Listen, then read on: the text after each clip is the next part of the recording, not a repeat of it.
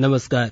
प्रादेशिक समाचार के साथ मैं चंदन कुमार कौंडिल्य। पहले मुख्य समाचार।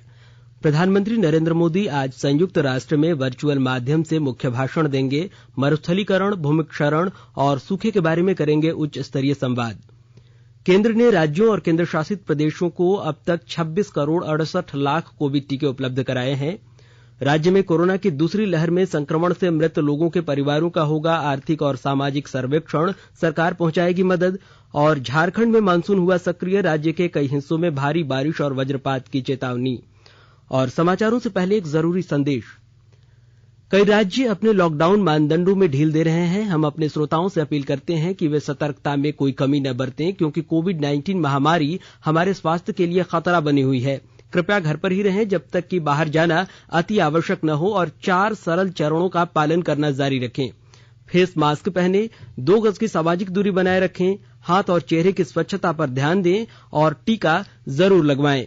किसी भी कोविड-19 संबंधी जानकारी और मार्गदर्शन के लिए राष्ट्रीय हेल्पलाइन नंबर 011-2397-8046 और 1075 पर संपर्क करें। इसके अलावा राज्य हेल्पलाइन नंबर 104 डायल कर समस्या का त्वरित समाधान लिया जा सकता है। और अब समाचार विस्तार से। प्रधानमंत्री नरेंद्र मोदी आज संयुक्त राष्ट्र में मरुस्थलीकरण, भूमिक्षरण और सूखे के बारे में उच्च स्तरीय संवाद को वर्चुअल माध्यम से संबोधित करेंगे। संयुक्त राष्ट्र में भारत के स्थायी मिशन ने कहा है कि प्रधानमंत्री मरुस्थलीकरण से निपटने में संयुक्त राष्ट्र सम्मेलन UNCCD के सभी पक्षों के 14वें सत्र के अध्यक्ष के रूप में प्रारंभिक सत्र को संबोधित करेंगे। मिशन ने कहा कि महासभा के अध्यक्ष, उप महासचिव, आर्थिक और सामाजिक परिषद के अध्यक्ष तथा UNCCD के कार्यकारी सचिव भी सत्र को संबोधित करेंगे। उच्च स्तरीय संवाद में मरुस्थलीकरण, भूमिक्षरण और सूखे से निपटने में किए गए प्रयासों में हुई प्रगति का आकलन किया जाएगा। इसमें मरुस्थलीकरण के खिलाफ संघर्ष करने और पारिस्थितिकी तंत्र को पुनर्जीवित करने के बारे में संयुक्त राष्ट्र की कार्य योजना भी तैयार की जाएगी। संवाद के दौरान जलवायु और जैव विविधता के लिए भूमि आधारित समाधान से संबंधित गतिविधियां तेज करने के महत्व पर विचार विमर्श होगा। उच्च स्तरीय संवाद में कई देशों के राष्ट्राध्यक्ष और शासनाध्यक्ष तथा मंत्री भी शामिल होंगे।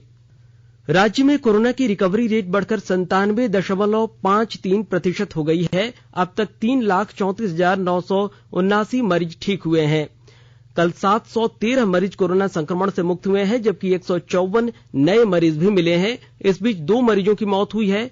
मृतकों में रांची और रामगढ़ से एक मरीज शामिल है। स्वास्थ्य विभाग के अनुसार राज्य में कुल कोरोना मरीजों की संख्या अब 3,43,458 हो गई है। राज्य में अब तक 91,01,699 सैंपलों की जांच की गई है। इनमें 3,395 सक्रिय केस हैं, जबकि अब तक राज्य में 5,084 मरीजों की मौत कोरोना से हुई है। राज्य में कोविड पॉजिटिव पाए गए मरीजों को अब कोविड हॉस्पिटल में भर्ती कराया जाएगा। पॉजिटिव मरीजों को अपनी मर्जी से होम आइसोलेशन में रहने की इजाजत नहीं होगी। स्वास्थ्य विभाग के अपर मुख्य सचिव अरुण कुमार सिंह ने राज्य के सभी उपायुक्तों को इस संबंध में निर्देश जारी किया है। होम आइसोलेशन में रहने के लिए मरीजों को उपायुक्त को एक आवेदन देना होगा। मरीजों के होम आइसोलेशन में रहने के कारणों से पूरी तरह संतुष्ट होने के बाद मरीजों को होम आइसोलेशन में रहने की अनुमति प्रदान की जाएगी। इधर देश में कोविड-19 के सक्रिय और नए मामलों की संख्या में लगातार गिरावट आ रही है। स्वास्थ्य और परिवार कल्याण मंत्रालय ने बताया है कि इस समय सक्रिय मामलों की संख्या कुल मामलों का 3.29% है और यह दर लगातार घट रही है। इस समय देश में कोविड के 9,73,000 मरीज हैं। अब तक देश में 37 करोड़ 96 लाख से अधिक कोविड जांच हो चुकी है। वहीं देश में अब तक 25 करोड़ 48 लाख से अधिक कोविड टीके लगाए जा चुके हैं। स्वास्थ्य और परिवार कल्याण मंत्रालय ने कहा है कि पिछले 24 घंटे में 14,99,000 से अधिक टीके लगाए गए हैं।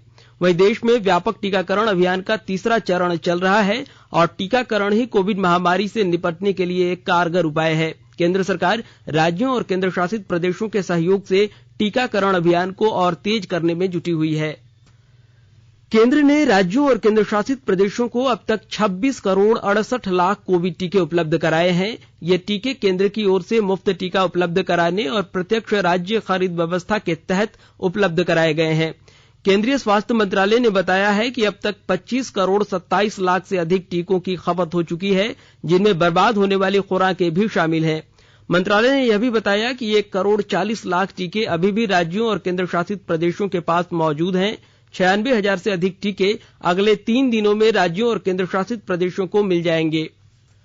ब्लैक फंगस का एक मरीज मिलने से राज्य में ब्लैक फंगस के कुल मरीजों की संख्या 126 हो गई है। इनमें 78 मरीजों के ब्लैक फंगस के लक्षण पाए गए हैं, जबकि 48 मरीज संदिग्ध हैं। स्वास्थ्य विभाग के नोडल पदाधिकारी सिद्धार्थ त्रिपाठी ने कल प्रेस वार्ता में यह जानकारी दी। केंद्र सरकार कोविड महामारी के दौरान लोगों की सुविधा के लिए बनाई गई राष्ट्रीय स्तर की हेल्पलाइन नंबर के बारे में लोगों को जागरूक कर रही है। सूचना और प्रसारण मंत्रालय अपने विभिन्न विभागों के माध्यम से इन हेल्पलाइन के बारे में जागरूकता बढ़ा रही है। विभिन्न हेल्पलाइन नंबर इस प्रकार हैं। कोविड संबंधी सवालों का जवाब देने के लिए स्वास्थ्य और परिवार कल्याण मंत्रालय की हेल्पलाइन 1075, राज्य हेल्पलाइन नंबर है 104। वहीं महिला और बाल विकास मंत्रालय की चाइल्ड हेल्पलाइन 1098, वरिष्ठ नागरिकों के लिए सामाजिक न्याय और अधिकारिता मंत्रालय का हेल्पलाइन नंबर है 14567 और मनोवैज्ञानिक सहायता के लिए राष्ट्रीय मानसिक स्वास्थ्य और तंत्रिका विज्ञान संस्थान निम्हांस का नंबर है 080461100007 और आयुष कोविड परामर्श हेल्पलाइन नंबर 14443 और my gov WhatsApp app help desk number 9013151515 है। आकाशवाणी के ताजातरीन समाचारों के लिए आप हमारी वेबसाइट newsonair.com पर लॉग इन कर सकते हैं। ताजा समाचार Twitter handle @AIR News Alerts और Facebook page all India radio news पर भी उपलब्ध है। आप प्रादेशिक समाचार एकांश के ट्विटर हैंडल @AIR News_रांची और फेसबुक पेज तथा YouTube channel AIR News Ranchi पर भी हमारे बुलेटिन सुन सकते हैं। प्रादेशिक समाचार आप आकाशवाणी रांची से सुन रहे हैं और अब पेश है कोरोना से बचाव के कुछ संदेश।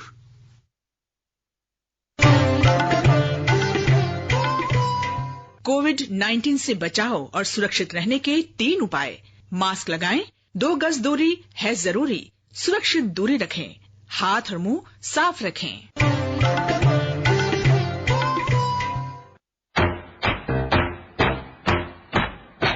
चलो मिलकर एक शुरुआत करें, चलो एक फैसला आज करें, मास्क नहीं तो टोकेंगे, कोरोना को रोकेंगे, चलो इस वादा करते हैं, चलो इस वादा करते हैं, मास्क नहीं तो टोकेंगे, कोरोना को रोकेंगे।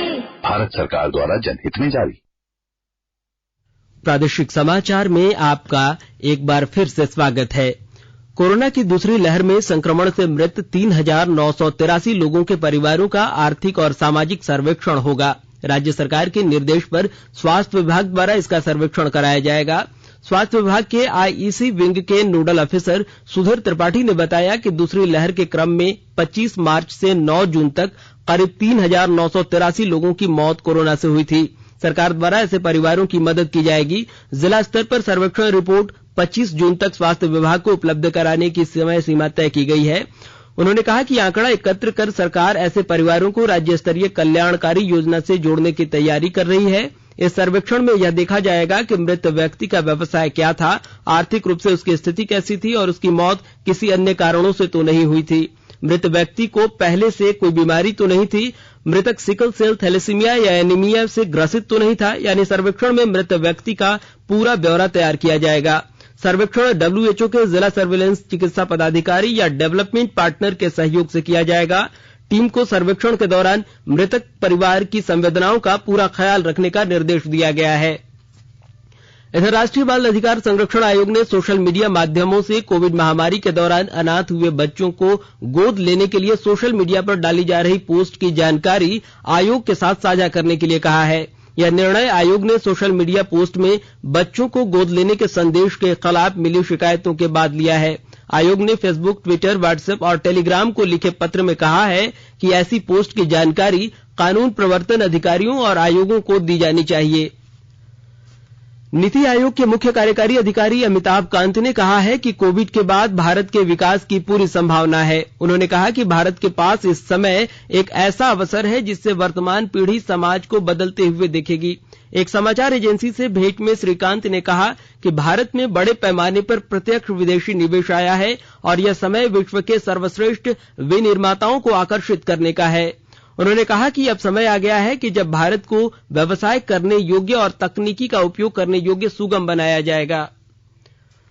धनबाद के धनसार थाना क्षेत्र के गांधी रोड इलाके में आज सुबह ही एक परिवार के 4 लोगों का संदिग्ध हालत में शव बरामद हुआ है। प्रथम दृष्टया पुलिस घटना के पीछे का कारण पारिवारिक कलह मान रही है। इस संबंध में धनसार थाना प्रभारी जयराम प्रसाद का कहना है कि शक की सुई परिवार के ही एक सदस्य पर है।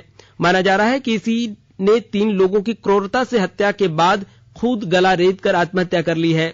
मामला पुलिस के अनुसंधान कर रही है। केंद्र सरकार ने स्पष्ट किया है कि एनआईसी ईमेल प्रणाली में कोई साइबर हमला नहीं हुआ है। ईमेल प्रणाली पूरी तरह से सुरक्षित है। मीडिया के एक वर्ग में कहा गया है कि इस साइबर हमले से एयर इंडिया, बिग बास्केट और डोमिनोज के ईमेल खाते और पासवर्ड हैकरों के हाथ लग गए हैं। इलेक्ट्रॉनिक और सूचना प्रौद्योगिकी मंत्रालय ने कहा है कि भारत सरकार की ईमेल प्रणाली में कोई साइबर हमला नहीं हुआ है। इस ईमेल प्रणाली को राष्ट्रीय सूचना केंद्र संरक्षित करता है। झारखंड में मानसून सक्रिय हो गया है। राजधानी रांची सहित राज्य के अधिकतर हिस्सों में हुई बारिश से तापमान में गिरावट के साथ लोगों को गर्मी से राहत मिली है। मौसम विभाग के अनुसार राज्य में सबसे पहले मानसून ने धनबाद में दस्तक दी है। रांची मौसम विज्ञान केंद्र के वैज्ञानिक अभिषेक आनंद ने बताया कि अगले 24 घंटे में राज्य में मानसून पूर्ण रूप से सक्रिय हो जाएगा। उन्होंने बताया कि बंगाल की खाड़ी में एक कम दबाव का क्षेत्र बना हुआ है। यह वर्तमान में उड़ीसा के तट के पास सक्रिय है। इसके अगले 2 दिनों में उत्तर पश्चिम की तरफ बढ़ने की संभावना है। इसका असर राज्य के मौसम पर देखने को मिलेगा।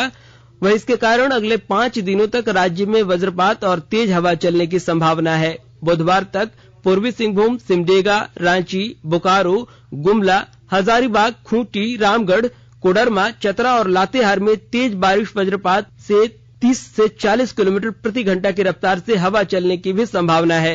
वहीं राजधानी रांची में पूर्ण रूप से बादल छाए रहेंगे।